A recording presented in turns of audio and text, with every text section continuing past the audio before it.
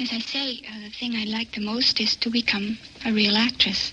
And I remember when I was a kid, sitting in the front row at the movies on Saturday afternoon.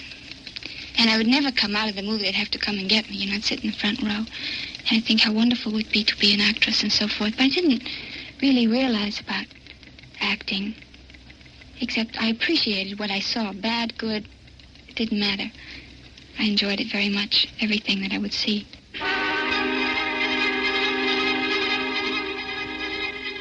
NBC Radio presents a special report. Marilyn Monroe, Fame is Fickle. Our host for this special program, Leon Pearson, NBC News.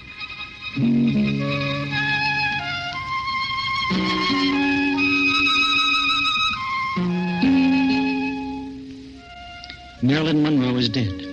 We grasp at straws, as if knowing how she died or why might enable us to bring her back.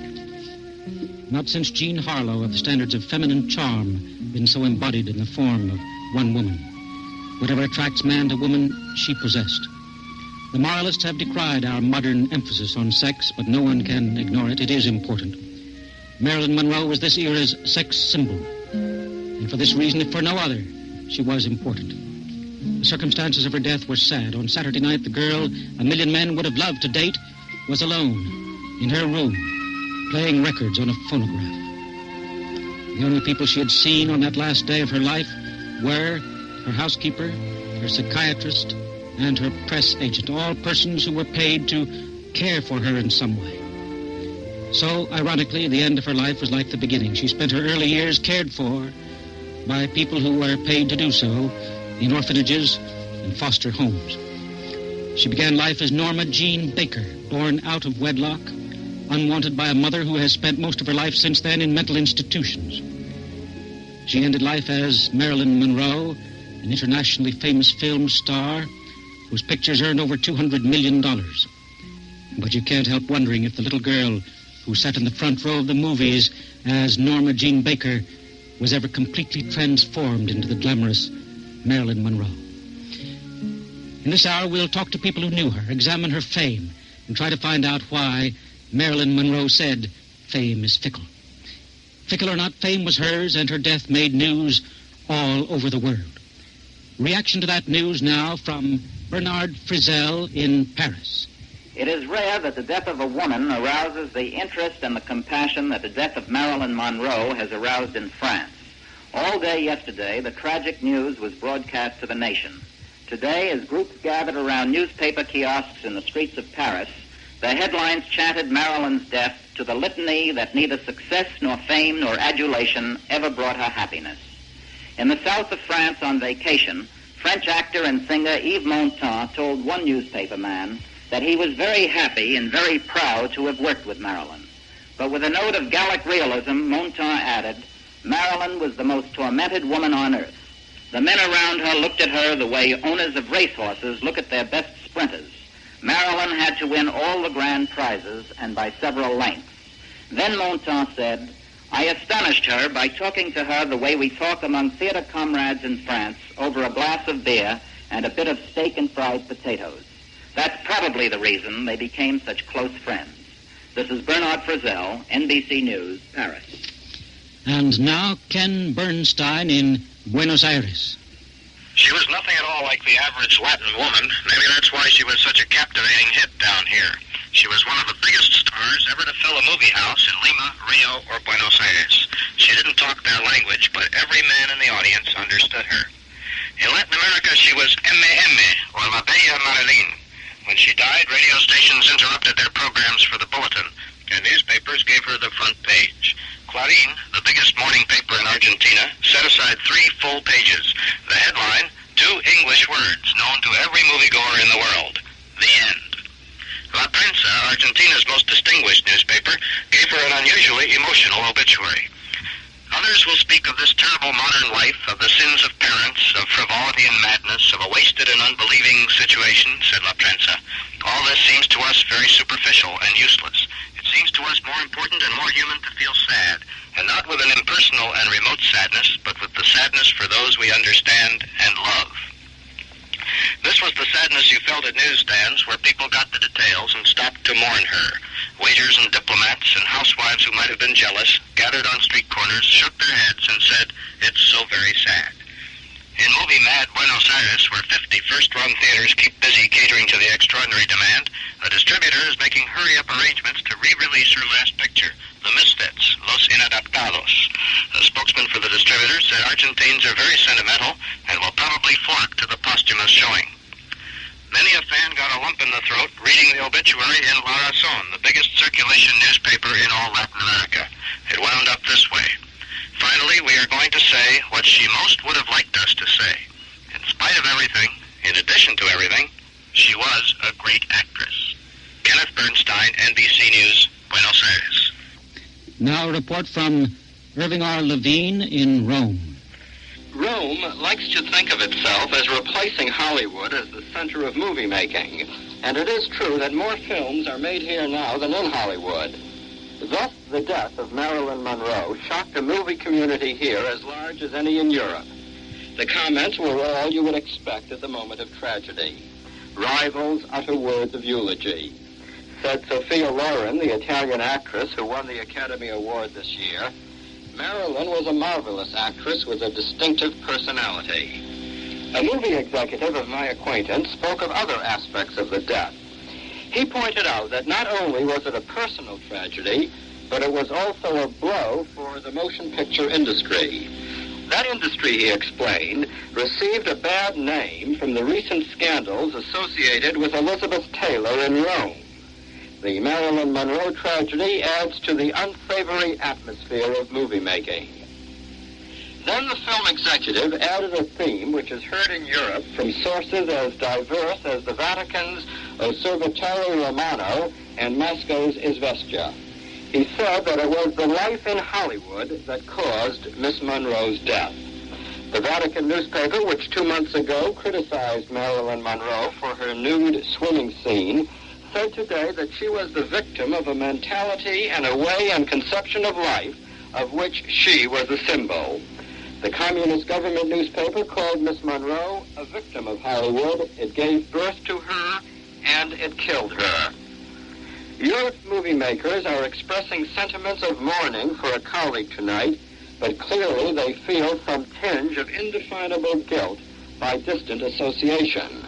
This is Irving R. Levine, NBC News, Rome. And now to Cecil Brown in Tokyo. In this country, everybody has black hair, so Japanese movie fans adored Marilyn Monroe for her blonde beauty. Of course, she was a sex symbol, too, but her appeal in the Orient was more endurable than a Bardot, for example, because she put humor and wit into acting out her sexiness. The Japanese demand modesty in their own movie stars, but they expect glamour and a sort of unattainable quality about foreign stars. They expect them not to be like the girl next door, because a foreigner automatically is too different to be that. And to the Japanese, Marilyn Monroe was a fascinating beauty from another world, but she also met the yardstick of modesty. It's amazing how many people here remember the way Marilyn Monroe behaved when she came to Japan on her honeymoon with Joe DiMaggio in 1954. Then she attracted an unprecedented crowd of screaming fans at the airport. But she won the hearts of Japanese by trying to focus all the attention on her husband, whose big baseball days were over. The Japanese people admire their jet hair movie stars, but they adore blonde Marilyn Monroe, maybe because they could never have one of their own. This is Cecil Brown, NBC News, Tokyo. And to Roy Neal in Hollywood. In Hollywood, Marilyn Monroe was a star who became known throughout the world as a sex symbol. And then there was Marilyn Monroe, the image, the girl who once entertained troops in Korea with a song and dance routine, a woman among men, who was publicized widely, including queen-size billboards on Times Square in New York, who went through the divorce courts 3 times. Arthur Miller was last, baseball's Joe DiMaggio, and a police officer were the others, and of whom Sir Laurence Olivier tried to make a dramatic actress, and director George Cukor had this to say. One of the things that was unique about her, she thought boldly. She thought her thoughts were uncensored, and she had a communication with an audience. So therefore, whatever she imagined came over in enormous force, and she had the self-possession not to cover that up. So she was always a peculiar combination of fear and boldness. She had a big house in Brentwood and was well on the way to being a millionairess when the housekeeper found Miss Monroe stretched out on her bed, telephone in hand, dead with a bottle of sleeping pills beside her. Her body is to be released to the conservator of her mother's estate. Los Angeles County Coroner Theodore Curfey summed it up. From the information supplied to us from those investigating the case at the scene, it is our presumptive opinion at the moment that Miss Monroe died from an overdose of some drug. But the nature of the drug and the quantity must await examination by the chemical laboratory. We expect that we shall have a final report from them within the next 24 hours. And of course, the other side of it, the matter of establishing the mode of death, in contrast to the cause of death, awaits the report from this team of psychiatrists that we've had associated with this office for the past 4 years, who routinely investigate these deaths where suicide might be a matter at issue. Still unknown whether it was suicide or an accident. Marilyn Monroe's funeral will take place Wednesday morning. Roy Neal, NBC News, reporting. Marilyn Monroe's death, news all over the world. Marilyn Monroe had become more and more reluctant to give interviews to the press, but recently she agreed to a series of conversations with Richard Merriman, an associate editor of Life magazine. It's a strange coincidence, fortunate timing. The interview appears in the August 3rd issue of Life. She died the night of the 4th. Sunday evening on Monitor, Frank McGee talked with Mr. Merriman. Well, tell me, how did you arrange the interview with her? Well, you'd think it would have been quite hard, but it wasn't. Mainly because I had a very good subject, one that fascinated her. That is fame. It was a story on fame, and she agreed to do it on that basis. She was very insistent that it was not to be a conventional movie magazine story about Marilyn Monroe.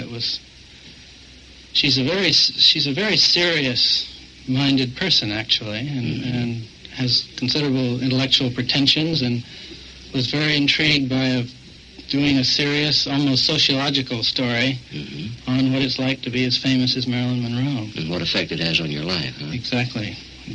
Well, I've read the article and I found it fascinating, but what effect did she find that it had on her life? What seemed to be her major conclusion about fame? Well, the thing that she said most often, so often that we felt it was overdoing it to put it in the story, was she kept saying, fame is fickle. Then she'd laugh, and then she'd say, and I know that's true. And then she'd laugh again. She was always very gay and bright during most of it, except when she was angry. Well, that's not an original observation, but I expect it does come home with impact. It makes it fresh for each person that's subjected to it. Well, it sounds... when we edited the story, we took it out partly because it sounded like a cliche, but it's revealing about Marilyn and the way she said it. Everything she says, no matter what it is, sounds exciting. She puts a enthusiasm and a real flair and a feel that's uniquely hers. It's hypnotic and fascinating. And when she says that, you think it's a profound statement. It doesn't sound just like an old, tired cliche. No, not at all. Well, how did you do the interview? Did you record it on tape and then transcribe it? All in her words. Yes, this was part of it. Marilyn feels she's been badly used over the years by the press because they've quoted her irresponsibly, that what she has said has been taken out of context.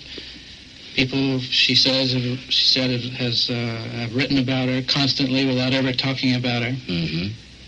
She was constantly concerned about her stepchildren and the fact that they would read things about her in magazines. She mentioned that in your article, didn't she? Yes, and she worried about that a lot.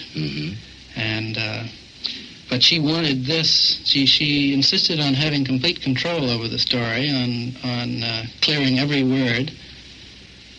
But the thing that happened was that all of the things she was famous for never happened. I was quite worried about giving her permission to clear every word because she's so famous for making trouble. She'd just been fired as a troublemaker, and I'd heard all kinds of lurid stories about her, and people predicted that I would go to Los Angeles and wait a week trying to see her. Yeah. She was on time for every interview. She made no trouble whatsoever in the clearing of it. And she did make changes, but they were all eminently reasonable and actually helped the story. Mm-hmm. It's quite interesting. When she cleared it, I gave her my final draft, and we sat side by side in a little tiny couch in a kind of patio, glassed-in patio. Was this at her home? That was at her home. Mm-hmm. And she read the entire piece aloud, word for word, with inflection, and anything that didn't sound like her or didn't seem quite right, we worked out a change. A word or two. And it was only a word or two. Then she took the piece with her, and for an hour she had to drive somewhere, made an appointment, and she worked on it with a pencil. And her changes were fine. They simply sharpened the piece, said what she wanted to say. And in New York, we had to make small changes and some cuts. And I had to clear those with her. And she always remembered exactly what she'd said, right down to the word. Mm-hmm. If I changed a but or an and or an if, she always knew it. Well, I get the impression that this article had some importance for her. I think she felt it was very important. She gave a lot to it. There were 2 interviews from 6 p.m. until 1 a.m. These are the hours that she's performs best, I think. Mm-hmm. She's a night person. Now, Dick, I know that she had been I can't think of the name of the movie. She'd been working on this movie, and it was a big, expensive, posh affair, probably, and she was fired because she was charged with always being late and not on hand and was costing a great deal of money. My question is, did this seem to have upset her terribly? I'm sure you talked about it. Well, she was much more angry than anything else. That seemed to be her main emotion. I did not feel that she was deeply depressed or morose or brooding, particularly. One of my interviews came just after she'd been talking to the people at Fox, and she was in a rage. Furious, huh? But seemed like a perfectly healthy attitude toward it. From her point of view, perfectly natural. When you talked with her later, no despondency about this seemed to have set in. No, I was never aware of it. Was there anything in her attitude as you talked with her to indicate that she might even conceivably be contemplating such a thing? Would you have thought she would do it? I would not have thought she did it. I was totally taken aback. She, by and large, was in high good humor, very robust, zestful, gusto, all those words are what describe her. Terrific range of emotions. She's a dramatic talker, electric person. And but now that she may have taken her own life, I can look back and I can piece together things that all add up to it, perhaps. It's just speculation. But I can see that there are forces in her that when everything came together in her life might have driven her to do it. Fame will go by, and so long I've had you, Fame. Words that seem to take on more meaning now than when they were spoken to Richard Merriman. You've heard Mr. Merriman as he was interviewed on Sunday Night Monitor by Frank McGee. Probably very few film fans remember a picture called A Ticket to Tomahawk. That was the beginning, 1950. In that year, she did 3 pictures. The other 2 were The Asphalt Jungle, a gangster film, and All About Eve, in which Bette Davis had the lead. The next 2 years were not distinguished for Marilyn Monroe, but in 1953 came Gentlemen Prefer Blondes and How to Marry a Millionaire. Now she was on the high trail. In the next years, fewer pictures, but better parts and greater success. 1954, There's No Business Like Show Business. 1955, The 7-Year Itch. 1956, Bus Stop. 1957, The Prince and the Showgirl. Nothing in 1958. 1959, Some Like It Hot. 1960, Let's Make Love. And in 1961, The Misfits, which, by the way, was written by her husband, Mr. Miller, was not a success, and incidentally, divorce followed. All told, 23 pictures in 12 years, which grossed a grand total of $200 million. When a star can make that kind of money, she could make trouble, too. In the filming of Let's Make Love with Yves Montand, Marilyn sometimes would play hooky for an entire afternoon, leaving the French star biting his fingernails and saying, "Where is she? I cannot wait and wait. I'm not an automobile." The delays in the picture forced Monton to cancel an engagement in Tokyo, and for this he had to pay a penalty of $120,000. But the studio, 20th Century Fox, paid the bill. Jerry Wald, the producer, said of her, "She is not malicious, she is not temperamental. She's a star, a self-illuminating body, an original, a legend. You hire a legend and it's going to cost you dough." But that charitable judgment was not always present. She was fired recently during the filming of Something's Got to Give. That's the picture that Frank McGee was speaking about with Richard Merriman. And 20th Century Fox sued her for $500,000, charging that her tardiness and absence from the set caused a $2 million loss. It may well be that this turn of events, this public rebuke, brought her to the state of mind which ended in the events of last Saturday night. As a person, she was adored by millions, but she sought something more personal, as in the picture Some Like It Hot, when she sang, "I Want to Be Loved by You."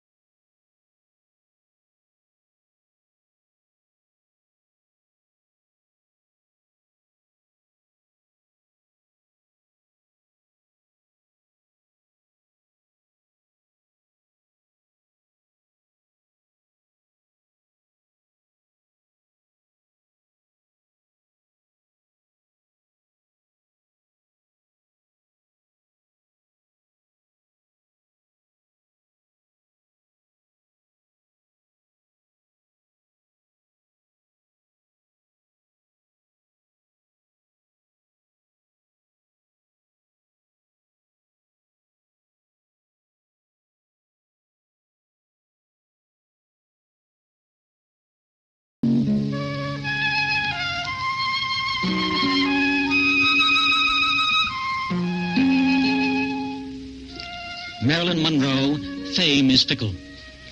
How did the career become so successful? In the beginning, the man who was said to be responsible for her steady climb to fame was photographer Milton Green. He became president of Marilyn Monroe Productions, but the association did not last to the end.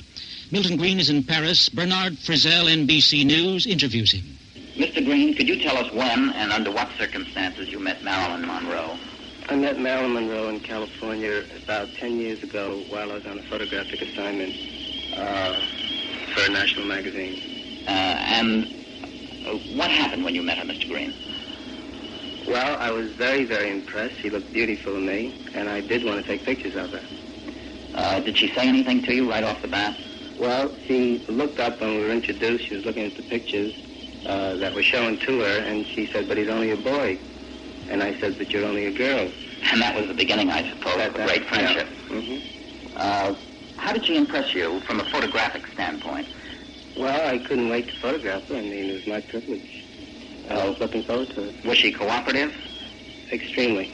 Was she a good subject to photograph? Yes, I think it'd be a privilege for any photographer to photograph her. How did she behave when you were photographing her? Well, at the beginning, she was just a little bit nervous, but then after a while, she felt reassured and comfortable, and you couldn't ask for anything better.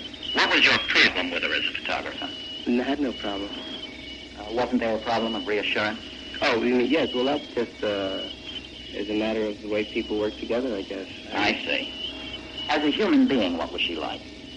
Well, she was very, very sensitive and very understanding, great feeling for human beings, people, and animals. I know once I was with her and she saw a dog get hit and was dead, and she broke out in tears. Hit by a car? Hit by a car. Mm-hmm. And when you say that she was sensitive, can you think of any anecdotes to indicate that? Well, it's just the tone of the voice could make her feel upset or make her feel rejected even, you know? And she was extremely sensitive. You mean criticism through her?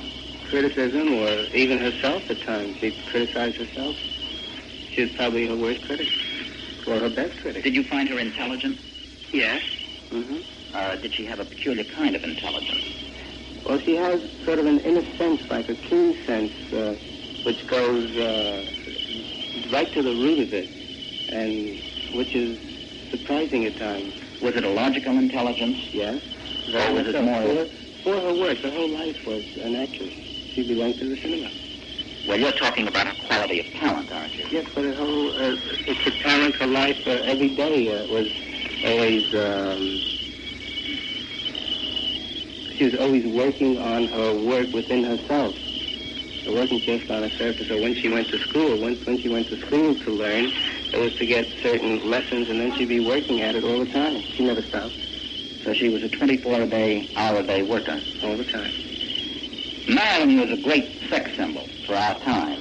Was this something that she merely projected on a piece of film, or is this the way she was personally? No, I think this is what Hollywood has classified it as to capitalize on. And this is the way they see it. I never saw her as a great sex symbol. I saw her as a marvelous person and a great actress. And when you saw her personally, she did not project this quality that she projected on the screen? No, that was Marilyn. That was her natural qualities. And that's why I think when she was on the screen, people couldn't believe it. If you saw her doing a take of a movie, when they're making a movie, and then went to the rushes, they were surprised to see what they saw on the screen when they saw the take going on. They couldn't believe it. And why is that? She has a certain quality. I don't know what the word would be, whether it's chemical or what, but she had this quality which projected on the screen, and people didn't see it while they were doing it. Miraculous. It is, yes, extraordinary. And as a human being, how did she impress you then, since she wasn't this sex symbol that she projected on the screen? Was she the nice girl next door? I don't know what the nice girl next door is. I accepted Marilyn as Marilyn, and I always, in my thinking with Marilyn all the time, was anything you do, there's a reason for it. And anything Marilyn did, there's a reason for it. And I also understood that she didn't like to be rejected. I don't think anybody likes to be rejected. When you sum it up, how would you describe the best part of being with Marilyn? Well, it's been a sad day for me today, and I have always thought of, even though I haven't seen Marilyn for quite a while, I always think of, when I think of Marilyn, of the good times we had together. And she was great fun. I remember the first time I took a water skiing, and I put a life preserver on her, and I must say it's quite a sight. Why did you put a life preserver on her? Well, because she doesn't like water and she doesn't swim. So, we put this big life preserver on, the orange ones with a lot of cork in it. And I don't have any pictures, I'm sorry to say, but it was quite a sight because we couldn't get her out of the water, off on the skis. She kept dragging along the water. Did she ever get up on the water skis? No, she didn't, but she was a great sport about it. And she felt so free and loose and happy that she'd tell jokes and she was funny. It was a marvelous day. Thank you very much, Mr. Grove. When you become really famous in this country, you are written about by Pete Martin. You might call him the Boswell of the stars. And Pete Martin wrote a series of articles and a book about Marilyn Monroe, a venture not without its problems. It wasn't easy. In fact, it took 2 interviews with Marilyn before I finished interviewing her, and I must have interviewed at least 10 other people about her to boot. I went to see her. She was living in New York on Sutton Place. At that point, she was engaged in an enterprise in which Milton Green, a photographer, was president of Marilyn Monroe Enterprises. She was attending the Strasbourg School of Dramatic Arts at the time. But even then, she was a creature obsessed by fear. I didn't know it, and it annoys you when she doesn't show up, when she's late. It took her an hour and a half to walk from her bedroom into the living room where I was waiting. And by the time she got there, I was so fed up with the whole deal, I said, well, I'm afraid you're too busy, and I'll take the next train back to Philadelphia. I got back to Philadelphia, and I realized I might be missing a very good interview because of pride, because my feelings were hurt, and I made another date and went back to New York to see her again. But the next time, I was very philosophical about the whole thing, and I waited this time only an hour for her to walk through the room. When she came through, she couldn't have been more cooperative once she got going. I never got a really good look at her because she's one of the few people who wouldn't let me use a tape recording machine, result of which I was busy writing all the time, and I haven't done so much writing in years. I had writer's cramp when I got through. I wrote all the answers to all my questions, and it took an hour and a half to 2 hours. When I got through, I thought my wrists were going to fall off, and I had only the vaguest idea what Marilyn looked like. I thought of sort of a white figure in the corner in a terry cloth robe with white hair and a white face and white skin, almost an albino. But I must say that she gave, and she's very good as an interview because in her own cookie way, she says things that nobody else could possibly say, and nobody could make up for her to say. Or she did, rather, poor thing. And Pete Martin traced Marilyn's career from its beginning. I think she was born afraid, and she never got over it. In the end, fear killed her. For her first year in high school, she walked in a way the other girls instinctively mistrusted, and even then the boys whistled at her. She tried marriage 3 times, and none of the 3 worked. There were a series of miscarriages and divorces. And somewhere along the way, she became the greatest sex symbol of her time, as great as Rita Hayworth was before her, and as great as Brigitte Bardot was to be when Marilyn Monroe's waistline thickened. She tried her best to live up to the public's image of her, but she hated it, I think. She was afraid of that, just as she was afraid of showing up for interviews on time or reporting to a sound set when she was supposed to show up. Mm-hmm. But once she put in an appearance, she tried her very best. Nevertheless, opening that door and walking through it was the thing that made her throw up, and I was told she threw up 3 times while I was waiting to interview her the first time. That made the pit of her stomach feel like lead. That gave her the shakes. I've talked to 3 psychiatrists about the girl, and I don't mean right now since she's died, but after I interviewed her, and all 3 of them agreed that she was really frigid, but that she was trapped in the biggest one-woman striptease act of her time. By that I mean she peeled both her body and her soul. In the end, she licked the compulsive eating and weight problem, which was giving her a thick middle. A maid at the Beverly Hills hotels once told me about her. She's just a little scared kitten. She makes me want to take care of her. And that's the way most of the interviewers who interviewed her felt. I know when I first had anything to do with her, she annoyed me. I thought she was a spoiled, inconsiderate child, young girl, a woman, or whatever you want to call it. But in the end, inevitably, you wanted to protect her and take care of her. And in the end, she took care of her fear herself. And finally and permanently, I'm afraid. What made her tick? What made her the way she was? Well, she gave me an interview in depth before the ticking stopped. But before that, she got the nerve to walk through the last door of them all herself. Pete Martin's views on Marilyn Monroe. Miss Monroe was not always dumb, but she achieved a reputation for Monroeisms, a sort of malapropism. She turned aside a newsman's questions very neatly once when the prying reporter tried to show her up. He asked her during discussion of the role of Grushenka in The Brothers Karamazov, "How do you spell Grushenka?" thinking she was too stupid to know. And she, with a superior smile and a twinkle in her eye, said, "You can look it up in the book." But she could be terribly naive about her sex appeal, or at least seem naive.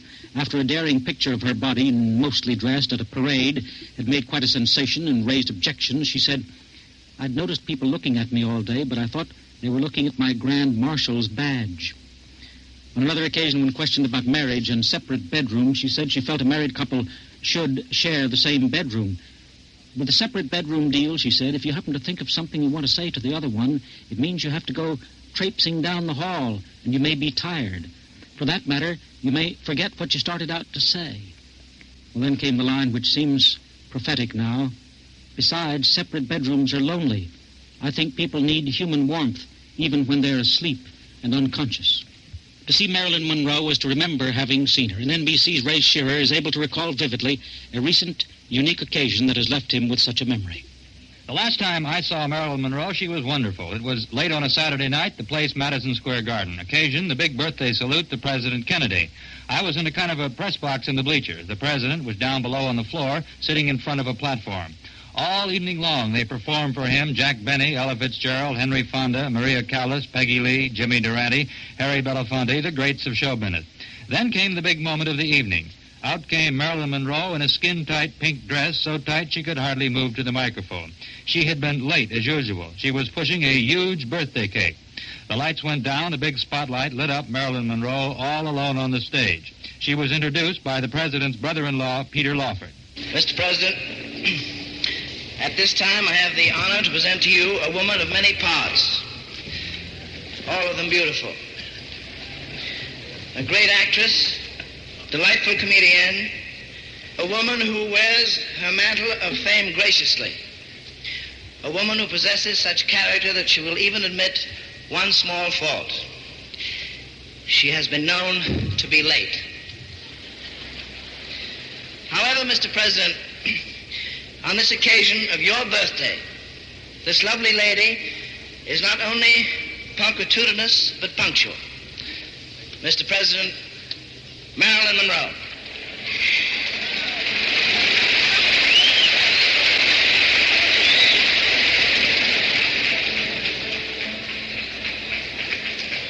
Happy birthday to you. Happy birthday to you.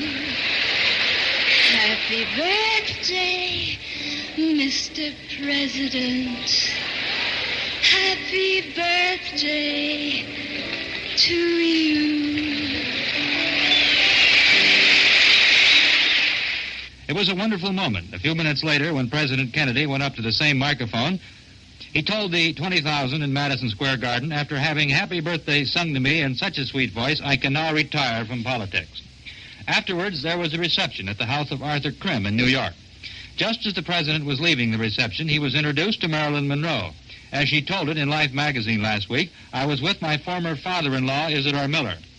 So I think I did something wrong when I met the president. Instead of saying, how do you do, I just said, this is my former father-in-law, Isidore Miller. Still quoting Miss Monroe, he came here as an immigrant, and I thought this would be one of the biggest things in his life. He's about 75 or 80 years old. Well, that was the last time President Kennedy saw Marilyn Monroe. Their brief meeting seemed to mean as much to him as it did to her. Ray Shearer, NBC News at the White House. Like many famous stars, Marilyn Monroe's health was uncertain and often the subject of news stories. For the past year, she has been under the care of a psychiatrist. Why is it that what we call success often goes hand in hand with emotional disturbances? Marilyn Monroe, of course, was known throughout the world as a sex symbol. Do you think this was a source of satisfaction for her, or perhaps contrary? Well, this is part, of course, of the reason why she was famous. Now, sex, of course, is one of the factors present in human beings, but it is by no means the total of any human being. And for a woman, this can be a very distressing thing. If she is not clearly aware and confident of her abilities as a total human being, to be considered a sex symbol is sometimes to be considered not quite a total human being, and this can be very distressing. It can affect her relationships with women, with the feeling that women are antagonistic or at least cautious with her for fear she will steal their men. And it can be difficult with men because the individual may feel that they are only liked because they are sexual. And this, of course, is so incomplete. Thank you, Dr. Wilbur. One cannot help but pause at this moment to glance away from the scene of tragedy and ask what, after all, was her true worth as an artist. I think the answer is that she was worth a great deal more than is suggested by the image she created for herself in the early days, that nude calendar image, or that wiggly image, or that multiple husband image, or later that image of tardiness and irresponsibility. On the other hand, she did not rise to the stature of being one of the greats of the acting world. There was too much insecurity for this. Ben Lyon of 20th Century Fox said of her she had a terrific inferiority complex. She loved films. She lived for her career, and yet she was scared to death every time she walked on a set. The American public was in part responsible for this. It raises stars to a high place in popularity and in earnings, regardless of whether they have a sure footing in professional skill and in personal character. This girl had no sure footing. Nature gave her beauty, but society threw her into the goat pen, so to speak. When she rose too fast, like an unsteady rocket. Well, as I say, the thing I like the most is to become a real actress. And I remember when I was a kid, sitting in the front row at the movies on Saturday afternoon. And I would never come out of the movie. They'd have to come and get me, I'd sit in the front row. And I'd think how wonderful it would be to be an actress and so forth. But I didn't really realize about acting, except I appreciated what I saw. Bad, good, it didn't matter. I enjoyed it very much, everything that I would see. Just anything that would move on the screen.